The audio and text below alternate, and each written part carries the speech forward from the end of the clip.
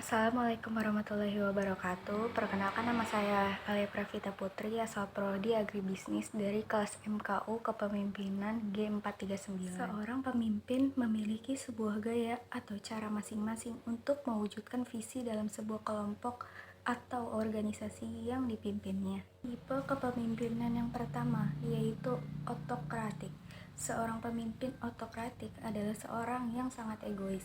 Seseorang pemimpin yang otokratik akan menerjemahkan disiplin kerja yang tinggi yang ditunjukkan oleh para bawahannya sebagai wujud kesetiaan para bawahan kepadanya.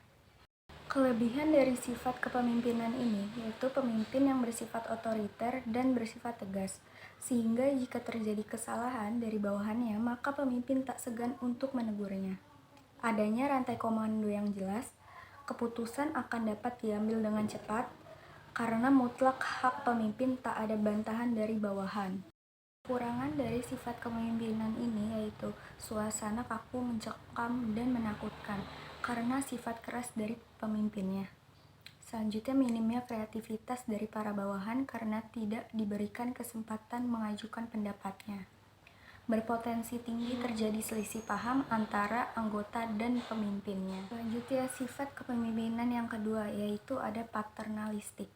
Anggota mengharapkan seorang pemimpin yang mempunyai sifat tidak mementingkan dirinya sendiri, melainkan memberikan perhatian terhadap kepentingan dan kesejahteraan para bawahannya. Selanjutnya, yang ketiga ada tipe kepemimpinan karismatik. Kriteria ilmiah mengenai kepemimpinan yang karismatik, orang lalu cenderung mengatakan bahwa orang-orang tertentu yang memiliki kekuatan ajaib yang tidak mungkin dijelaskan secara ilmiah, yang menjadikan orang-orang tertentu dipandang sebagai pemimpin yang karismatik. Kelebihan dari tipe kepemimpinan karismatik ini dapat mengomunikasikan visi dan misi secara jelas, dapat membangkitkan semangat para anggota bawahannya untuk bekerja lebih giat lagi, bisa mendapatkan pengikut dengan massa yang besar karena sifat yang berkarisma sehingga bisa dipercaya oleh para bawahannya. Kekurangan dari sifat kepemimpinan tipe karismatik ini, para pemimpin karismatik mudah mengambil keputusan yang beresiko. Pemimpin karismatik cenderung memiliki khayalan bahwa apa yang dilakukan pasti benar karena pengikutnya sudah terlanjur percaya kepadanya. Ketergantungan yang tinggi sehingga regenerasi untuk pemimpin yang berkompeten sangat sulit sekali. Selanjutnya, yang keempat ada tipe kepemimpinan laissez-faire. Pendelegasian wewenang terjadi secara ekstensif, yang dimana pengambilan keputusan diserahkan kepada para pejabat pimpinan yang lebih rendah dan kepada para petugas operasional, kecuali dalam hal-hal tertentu yang nyata menuntut keterlibatan secara langsung. Kelebihan dari tipe kepemimpinan laissez-faire ini, keputusan ada di tangan bawahan sehingga bawahan bisa bersikap mandiri dan memiliki inisiatif dan kreativitas. Pemimpin tidak memiliki dominasi besar. Bawahannya tidak akan merasa tertekan dalam menjalankan tugas-tugasnya. Kekurangan dari tipe kepemimpinan laissez-faire ini, pemimpin membiarkan bawahan untuk bertindak sesuka hati karena tidak ada kontrol dari pemimpinnya. Kemudian mudah terjadi kekacauan dan bentrokan antara para anggota bawahan. Selanjutnya, yang kelima ada tipe kepemimpinan demokratik. Seorang pemimpin yang demokratik dalam hubungannya dengan para bawahannya, baik mereka yang menduduki jabatan pemimpin yang lebih rendah, memiliki hubungan yang sangat baik antara atasan pemimpinnya. Kelebihan dari tipe kepemimpinan demokratik itu, hubungan antara pemimpin dan bawahan harmonis dan tidak kaku. Keputusan dan kebijakan yang diambil melalui diskusi sehingga bawahannya akan merasa dihargai dan dibutuhkan perannya.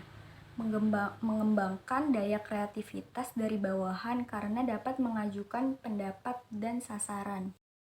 Lalu kelemahan dari tipe kepemimpinan demokratik ini yaitu proses pengambilan keputusan akan berlangsung lama karena diambil secara bermusyawarah.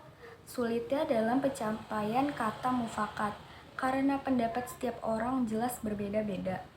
akan memicu konflik apabila keputusan yang diambil tidak sesuai dan apabila ego masing-masing anggota tinggi. Selanjutnya yang keenam ada tipe kepemimpinan militeristik.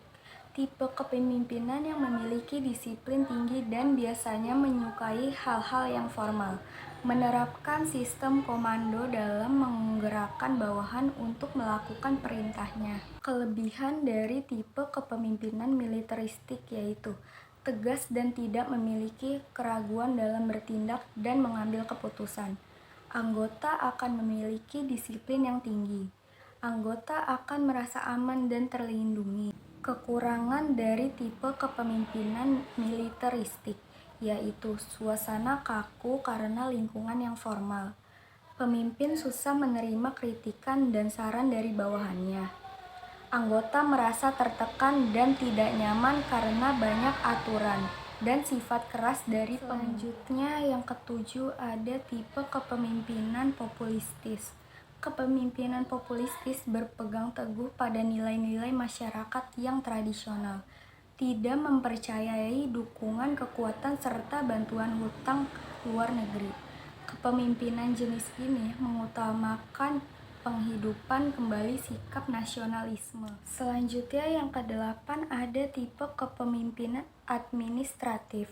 Pemimpin biasanya terdiri dari teknokrat dan administratur yang mampu menggerakkan dinamika modernisasi dan pembangunan. Oleh karena itu, dapat tercipta sistem administrasi dan birokrasi yang efisien dalam pemerintahan. Selanjutnya yang kesembilan ada tipe kepemimpinan conclusion.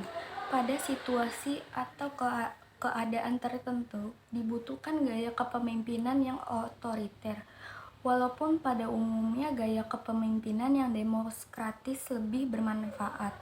Tinggal bagaimana kita menyesuaikan gaya kepemimpinan yang akan diterapkan dalam keluarga atau organisasi dan perusahaan sesuai dengan situasi dan kondisi yang ada. Demikian pemaparan tipe-tipe kepemimpinan dari saya. Kurang lebihnya mohon maaf. Terima kasih. Wassalamualaikum warahmatullahi wabarakatuh.